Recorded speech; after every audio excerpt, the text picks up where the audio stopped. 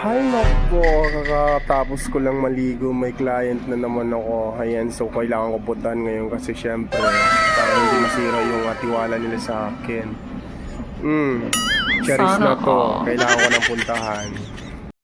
Room 69, yun eh, Room 69, ito na ata yun. Tao po. Yes. Oh, pasok. Bukas yan. Galing ha?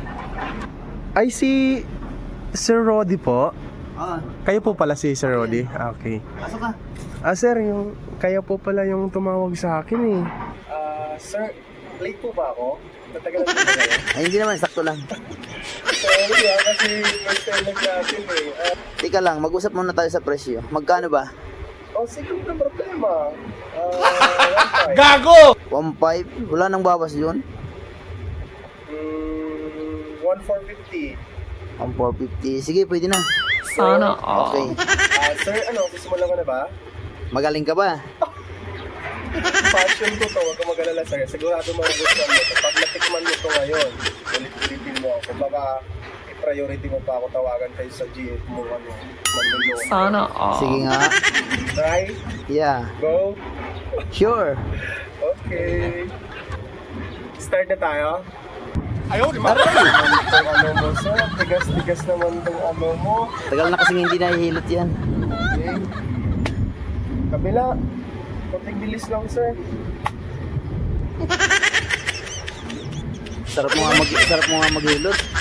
1,450. Wala na si Alice na. 1,450. Tapos na? Oo, gano'n lang kabilis. Negosyo to eh. Grabe ka maghilot. Gago! Ang bilis mo. Siyempre. Nangangati na ako. Hindi pa ako inuna lang kita kahit hindi pa ako nagbihis, no? Katapos ko lang naligo kasi sabi mo urgent na. Bilisan mo naman. Magkano? 1,450? Oo. Uy! Unlock! Dami ah! Sir, baka pwedeng padagdag naman, sir. Kahit 20. Pamasahe lang. 1,450 lang naman. 1,450? O sige na, ang damot mo naman. Oh, ito na. Ang galing, ang bilis kumita lang pero sa ganito mga Thank you.